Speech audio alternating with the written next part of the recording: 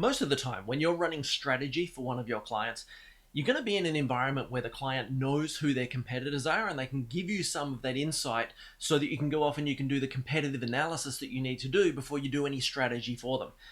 But every now and then, you're going to come across a client who either doesn't know or they're going to tell you that it's everyone because they believe that they're just competing with this global marketplace and everyone's just the same, which is a really good indication of why you're so important to their business. But it's also going to make it very difficult for you to do any sort of competitive analysis unless you can drill things down a little bit first. So in this episode, I'm going to show you where you can look, what tools and tricks you can do to use the client's company name to uncover a list of competitors. Now that we no longer live in a world where you can just go local competitors in X town, I'm going to show you a couple of tools that you can use to turn up a list of potential competitors that you can then take back to the client, and you can use that to introduce the client to their competitors, get their insight in return, identify who's real, who is a legitimate competitor. They will know from this list when you present it to them. They just don't know that they know just yet. So in this episode, let's go through a few tips and tricks on how you can bring these back to your client. You can introduce these to the client to this potential competitive market. And in return, they can pull out the ones that you're showing them and say, yes, this is legit, this is not legit, etc. And that'll give you a foundation that you can then go off and do your competitive analysis from. This is the Brand Sprint Show with Bruce White, the podcast for thinkers, writers, and researchers to get the best practical advice on how to consult, how to sell, and how to deliver brand and strategy sprints right across your clients' business life cycles. Because you can always add more value. Let's get into it. So again, you'll only need this once in a blue moon, but this is for when your client leaves the competitive question out of your questionnaire, like leaves it empty, or they write something like everybody or all other online businesses or something stupid like that. So first of all, we're going to look at a website called Owler.com, which is a paid service for tracking companies, but they also offer a free search feature, and that's all we really need here. So to get there, you'll actually need to go to www.owler.com/search, because if you just type in owler.com, they're going to redirect you to corp.owler.com, which is going to try and get you to sign up, okay? So instead, you just go to www.owler.com/search. The www is required. And I'll put a link to that in the bottom here, of course, so that you can just end up at the screen that looks like the Owler search screen. And that looks like this one right here. Okay, so you can see here I'm on the free version. Upgrade to Owler Pro down here. That wouldn't be there if I was on the paid version. They do only give you one search at a time before you have to create an account, okay? So all I want to do is just, let me do an example of someone that we actually branded. Which is this one here, Audio Connexus. So this is a brand that we built a few years ago. Type that in, and it's going to give you that brand's details once. Like I said, you only get one free search. If you do need to sign up to get extra free searches, just set up a free account and you'll be fine, right? If you do have to do that, there is actually a trick. During sign up, they're going to ask you where you work, and you have to select a company from their database. I would show you how to do that, except that I think I'm already signed up with every email address that I own.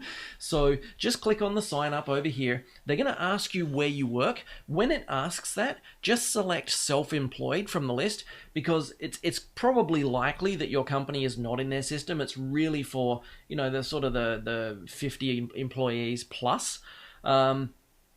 And they won't let you in without a company attached. So if you just select self-employed, that field will actually go away on your sign-up form and you'll be able to move ahead. Obviously, if your client is smaller than that sort of size, they're probably not going to show up here, and I'm going to show you how to handle that very shortly. But this is an example of a company that we personally rebranded, and this is where we started doing their competitive analysis, even though they did have some ideas for us. So I'll talk a little bit more about this in the how to pitch, sell, and close brand sprints module as well. But I just want to point out that this company has actually now been acquired by a larger organization, and that was actually part of the reason that they were rebranding when they contacted us. So they were actually planning for both directions. It was either going to be acquisition or continued business growth with their planned expansion. And their expansion plan was actually quite incredible. They were a joy to work with, an absolute pleasure to work with. Because they really were that mover and shaker type of company that we all dream of working with.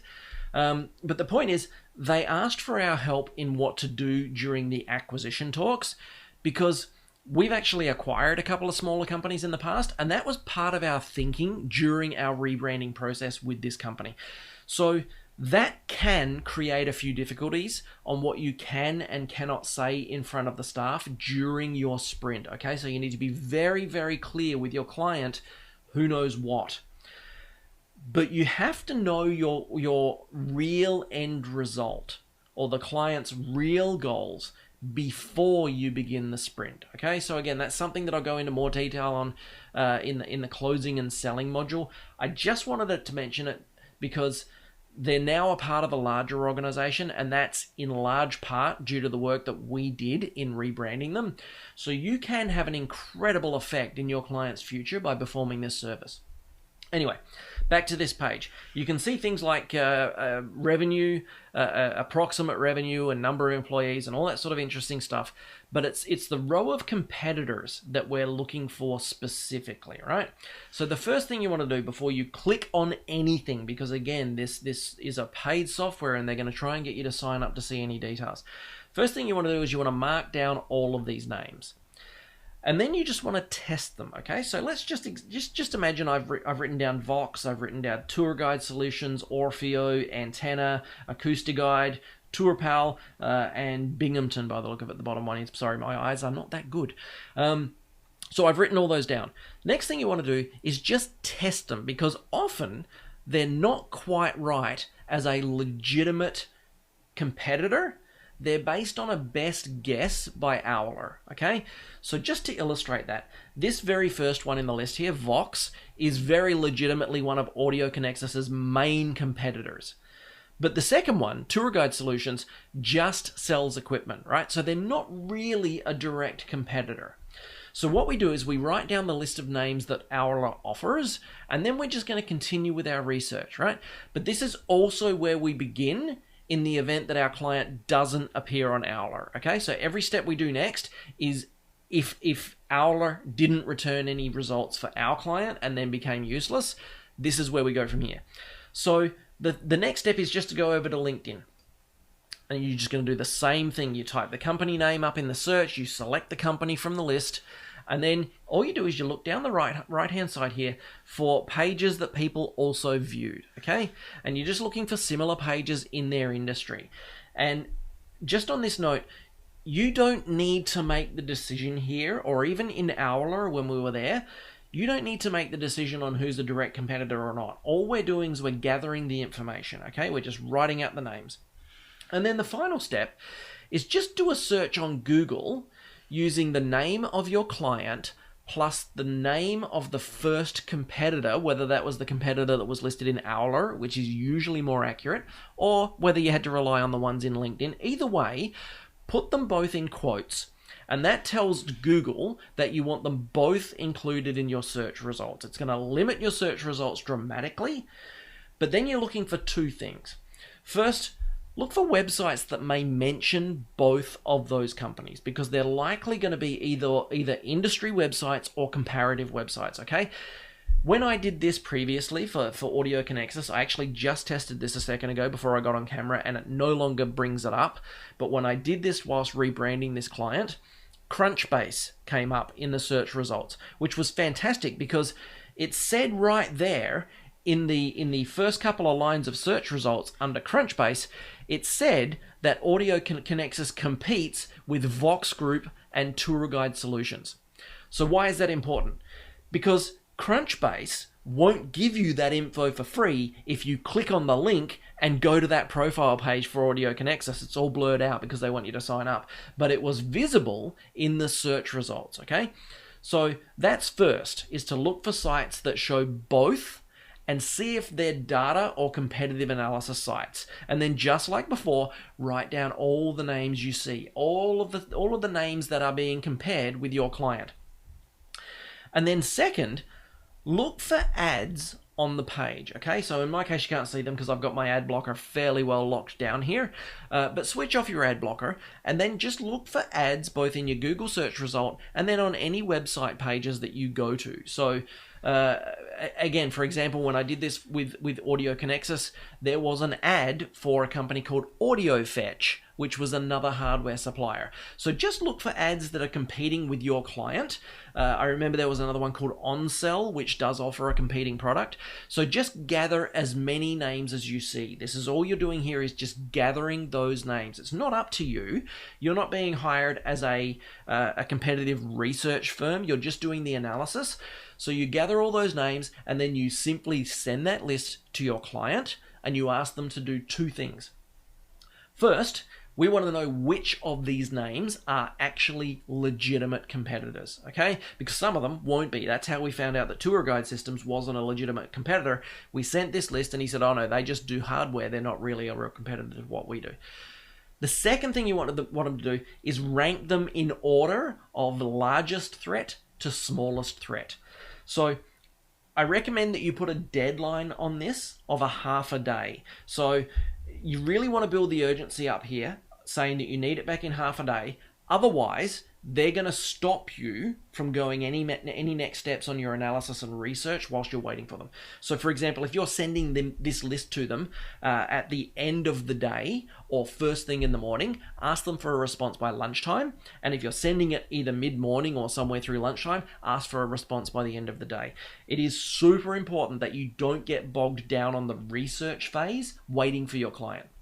So that's what we do to gather direct competitors for a client who doesn't know. Okay, it's a pretty simple process. We're not getting paid to be competitive researchers here. We're doing an analysis based on the information available to us, because the information that's available to us, remember, we're comparing the perception that is being put out by these other companies. We're not going into them in depth and saying this is their exact brand. We're looking at them and we're evaluating what our clients' marketplace sees when they look at them. We're not being paid to go and do the actual analysis of the competitive brand. We're doing the research. We're just doing the analysis based on what the market sees, because that's what we're really competing against. We're not competing against the reality unless the reality is perfectly communicated to the market. All we're interested in is what the market sees. So this is also going to help to direct your client's focus so that they start taking their competition more seriously, because of course we're going to need to understand the competition in order to be able to position this brand during the sprint.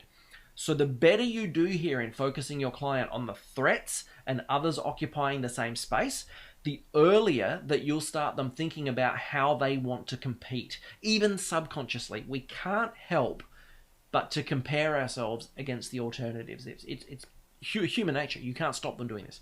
So again, this shouldn't take you long at all. 15, maybe 20 minutes most likely. It's not a big in-depth process, and it's only something you need to do if the client left this empty in the questionnaire or just simply didn't know. That does happen. Now that we're no longer in there's another hairstylist down the road, or there's another print shop down the road. Now that we're in the we compete against everyone in the world, especially for service businesses, we compete against everyone in the world. You can no longer just go, hairstylist and town name, right? So this is pretty simple research. Just get this done, send it over to the client, and let them do the heavy lifting. This is not your job. You're here to just help them to identify this so that you can do your job, okay? This is the Brand Sprint Show with Bruce White, the podcast for thinkers, writers, and researchers to get the best practical advice on how to consult, how to sell, and how to deliver brand and strategy sprints right across your clients' business life cycles, because you can always add more value.